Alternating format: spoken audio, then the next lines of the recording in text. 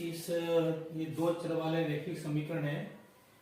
इसको last video में मैंने आपको विलोपन विधि बताया था और अभी मैं इनको प्रतिस्थापन विधि से हल कर रहा हूँ।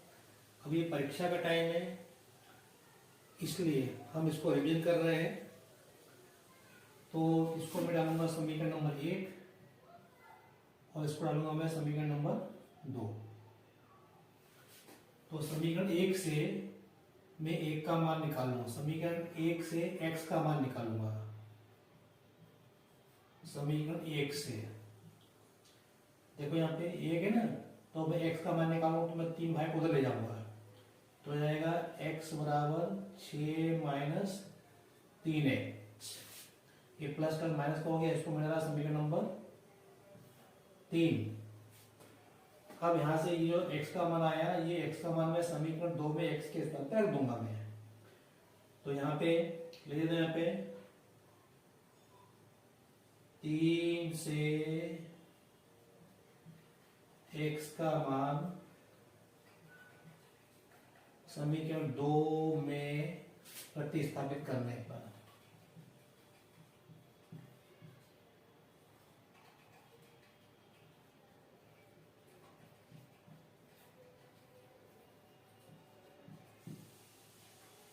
ठीक है। तो ये हो जाएगा यहाँ पे 2 और x का मान कितना है 6 माइनस 3x। तो इसको अपन कोष्टक में लिखेंगे, माइनस 3y बराबर 12। ये ऐसे कैसे आ जाएगा, अब 2 को अंदर कर देंगे तो 2 6 12, 2 3 6, 2 6 12 माइनस 6x।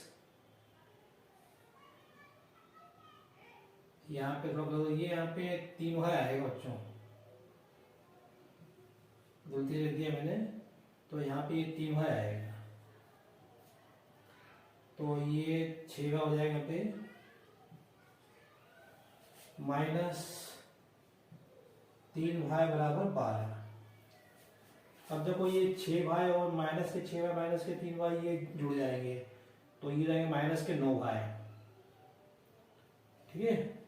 और ये 12 से 12 कट जाएंगे क्योंकि दोनों प्लस के हैं, या आप चाहो तो इसको उधर भी लेके जा सकते हैं उसको। तो ये जाएगा माइनस के 9y बराबर 12 और ये माइनस 12। तो क्या हो जाएगा, 12 में से 12 गए तो 0, और यहाँ से माइनस 9 हटेंगे तो बटे में जाएंगे, इधर क्या हो जाएगा y। तो 0 बटे 9 मतलब 0। तो y का मान कितना आया, 0 आया। अब हमको x का मान निकालना है। तो ये जो y का मान है ये अपन समीकरण 3 में रख दो। हम समीकरण 1 और 2 में भी रख सकते हैं, लेकिन मैं यहाँ पे समीकरण 3 में रखूंगा। अगर अपन यहाँ पे रखेंगे तो आपको पक्षों करना पड़ेगा, तो मैं यहाँ पे रखूंगा। तो y बराबर 0 समीकरण 3 में रखने पर तो ये आएगा x बराबर 6 माइनस 3 गुणा 0, x बराबर 6 माइनस 3 गुणा 0, और 3 को गुणा 0 में अपन करेंगे 0 आएगा, तो 6 में 0 6 आएंगे। तो x बराबर कितना आ गया 6। फाइनली हमारा उत्तर क्या हो गया, हमारा उत्तर हो गया x बराबर 6 और y बराबर 0। ये हमारा उत्तर हो गया। अब आप ये मान आप इसके अंदर रख के देख सकते हो।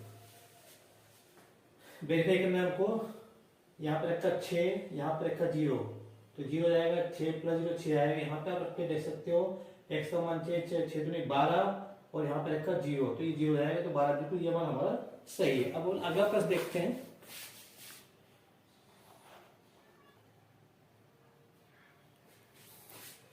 ये प्रश्न दिया बच्चों, y बराबर mx प्लस 3। हमको इसमें x का मान -2 दिया है, y का मान 5 दिया है, तो हमको m का मान निकालना है। m मतलब ये मान हमको निकालना है। तो हम क्या करेंगे, यहाँ पे y के स्थान पे कितना रखेंगे 5 रखेंगे, और x के स्थान पे क्या रखेंगे -2 रखेंगे, ठीक है। देखते हैं, तो ये हो जाएगा यहाँ पे 5 बराबर m गुणा x के स्थान पे -2 प्लस 3 तो हो जाएगा 5 बराबर माइनस के 2m प्लस 3, m का गुणा -2 में -2, ये 3 उधर ले आओ तो ये माइनस हो जाएगा, तो 5 माइनस 3 बराबर माइनस के 2m। तो 5 में 3 का 2 और -2 हटाओ, m का मान निकालना है, तो क्या जाएगा 2 बटे -2 बराबर m। तो 2 से 2 कट जाएंगे तो क्या आएगा -1 आएगा, ये -1 आएगा यहाँ से, तो m बराबर कितना आएगा -1। ये हमारा उत्तर हो गया -1। आशा करता हूँ कि ये प्रश्न आपको समझ में आ गया होगा। देखो कहने के लिए जैसे ये इस तरह के प्रश्न है, ये हमको एक एक अंक में दिए हुए हैं, कितने एक एक अंक दिए हुए हैं, तो ये आएगा तो लेकिन आपको हल करके तो देखना पड़ेगा ना, तो हल करने में आपका टाइम नहीं आएगा, ठीक है ना। तो अगर हमारा हल किया होगा ये प्रश्न पहले से, तो इसको अपना आसानी से और हमको इसका हल भी याद हो सकता है, तो इसलिए इनका अपन रिवीजन कर ले ढंग से। अब हम अगले प्रश्न की ओर चलते हैं।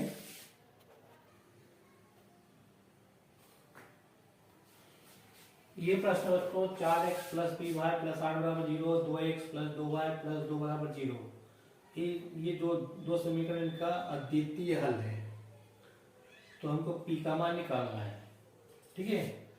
तो अब अद्वितीय हल है तो इसका मतलब क्या है, इसका मतलब ये होता है a1 बटे a2 बराबर नहीं b1 बटे b2। ये हमारा रिवीजन चल रहा है, क्या चल रहा है, रिवीजन। अभी अपने अर्धवार्षिक परीक्षा है तो उसके लिए रिवीजन चल रहा है अब, ठीक है। तो अब यहाँ पे ये a1 b1 a2 b2 कहां से आएंगे, a1 का मान 4, b1 का मान p, a2 का मान 2 और b2 का मान 2, तो ये मान यहाँ पे रख दो। a1 के समय 4, a2 के 2 बराबर नहीं, b1 के समय p, b2 के समय पे 2। इसको हल करते हैं अपन, तो ये देखो 2 एकम 2, 2 दूनी 4, और ये 2 का इसमें खिचौड़ा कर दो तो 2 दूनी 4, तो p बराबर नहीं 4, तो क्या आएगा p बराबर 4। बच्चे यहाँ पे गलती कर देते हैं आप लोग, यहाँ पे क्या लगेगा बराबर नहीं, यहाँ पे हम करते हैं बराबर 4, तो यहाँ पे आपको ध्यान रखना अगर चिन्ह यहाँ पे ये है तो हमको ये चिन्ह यहाँ पे लगाना है, तो ये हमारा उत्तर है p बराबर नहीं 4। इसका मतलब क्या है, अगर हमको इस समीकरण की अद्वितीय हल चाहिए तो यहाँ पे p का मान 4 मत को 4 के अलावा कोई भी मान रखो, यहाँ पे अगर 4 रखोगे तो हमको अद्वितीय हल नहीं मिलेगी। इसका मतलब बस हमको इतना ही करना है, तो ध्यान रखें हमको ये गलती नहीं करनी जो मैंने आपको बताई। अगला प्रश्न देखते हैं बच्चों।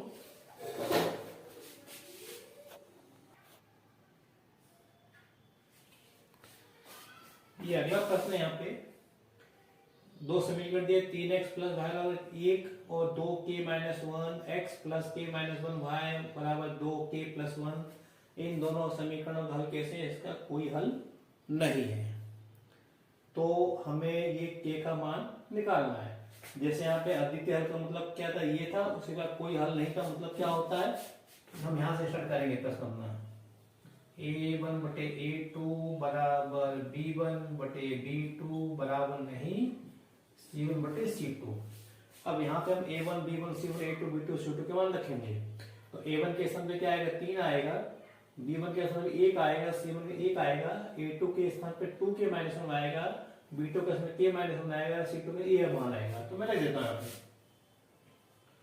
3 बटे 2k माइनस 1 बराबर b1 के 1 और b2 के स्थान पे k माइनस 1 बराबर c1 के स्थान पे 1 और इसके स्थान पे 2k प्लस 1, ये हो गया। यहाँ पे क्या है बराबर नहीं है, तो अब अपने को इसको लेंगे अपन, इसको कुछ नहीं करना हमको, ये लेना है, ठीक है। तो देखते हैं, तो यहां से हम इसको लेंगे तो 3 बटे 2k माइनस 1 बराबर k 1 बटे k माइनस 1।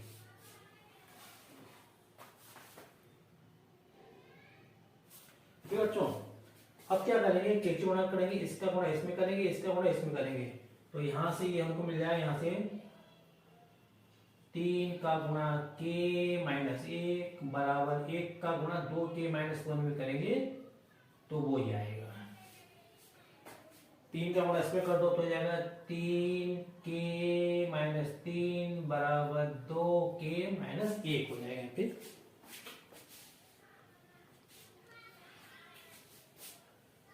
बाकी प्रश्न में इधर कर लेता हूं। अब देखो अपने को k का मान निकालना है तो k वाले पद कहाँ होना चाहिए, एक तरफ होना चाहिए।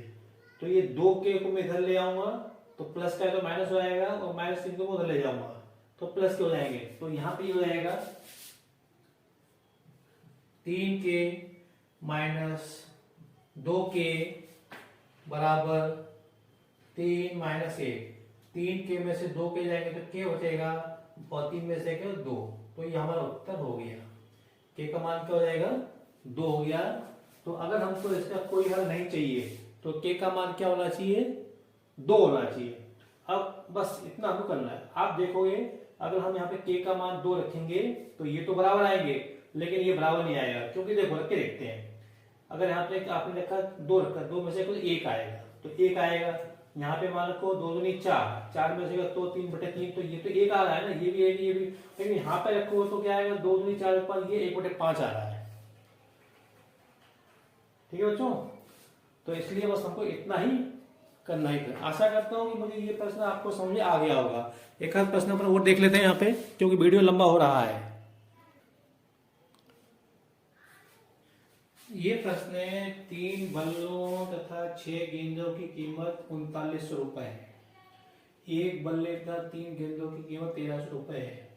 तो इससे बीजगणितीय समीकरण के रूप में लिखो या बीजगणितीय समीकरण का निर्माण करो। बीजगणितीय समीकरण के रूप में लिखो या बीजगणितीय समीकरण का निर्माण करो। तो इससे हमको एक समीकरण मिलेगा, इससे हमको दूसरा समीकरण मिलेगा। तो अब अपन कैसे लिखेंगे, तो यहाँ पे हल लिखेंगे, माना एक बल्ले की कीमत कितनी, x रुपए है और एक गेंद की कीमत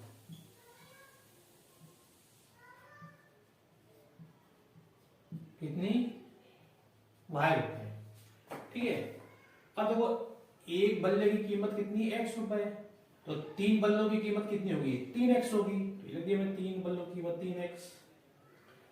फिर उसमें लिखा है कि एक गेंद की कीमत कितनी, y रुपए, तो 6 गेंदों की कीमत कितनी होगी, एक गेंद की कीमत y रुपए, तो 6 गेंद की कीमत कितनी होगी, 6y। तो अब आपने 3 बल्लों के लिए इतने रुपए दिए और 6 गेंदों के लिए आपने इतने रुपए दिए। तो आपने कुल कितने रुपए दिए, इतने रुपए दिए, 3x + 6y। 3 बल्ले और 6 गेंदों के लिए कितने रुपए अदा किए हमने, इतने रुपए अदा किए। लेकिन ये हमको प्रश्न में दिया है 3 बल्ले और 6 गेंदों की कीमत कितनी, 3900 रुपए। इसका मतलब ये क्या होगा, ये इसके बराबर होगा। ये हमने मान के किया और ये हमको दिया हुआ है, ठीक है, बराबर। तो एक समीकरण तो ये बन गया। अभी हम इसको और हल कर सकते हैं। कैसे कर सकते हैं, इन दोनों में 3 का भाग जा रहा है तो भाग देते हैं। तो 3 एकम 3, 3 दूनी 6, इसमें जाएगा 1312। तो जाएगा भाग देने पर तो x + 2y बराबर 1300। ये आपका समीकरण नंबर 1 इससे बना। अब यहां से देखते हैं, तो एक बल्ले की कीमत कितनी, x रुपए, तो x रुपए की एक बल्ले की कीमत, और एक गेंद की कीमत कितनी, y, तो 3 गेंदों की कीमत कितनी होगी, 3y हो जाएगी। ठीक है, तो अब यहाँ पे आपने एक बल्ले और 3 गेंदों के लिए कुल कितने रुपए दिए, इतने रुपए दिए। अब यहाँ पे दिया एक बल्ला और 3 गेंदों की कीमत कितनी, 1300 रुपए। तो इसका मतलब ये क्या हो जाएगा, 1300 रुपए हो जाएगा। ठीक है, तो ये हो गया आपका दूसरा समीकरण हो गया। तो बस आपको इतना ही करना था। ये केवल हमको समीकरण के रूप में बताना, बीजगणितीय समीकरण के रूप में लिखो या समीकरण का निर्माण करो, तो ये आपका उत्तर हो गया। बस आशा करता हूं कि आपको मेरा वीडियो पसंद आया होगा। अगर आपको मेरा वीडियो पसंद आया हो तो लाइक करें, शेयर करें और सब्सक्राइब करें। Thank you.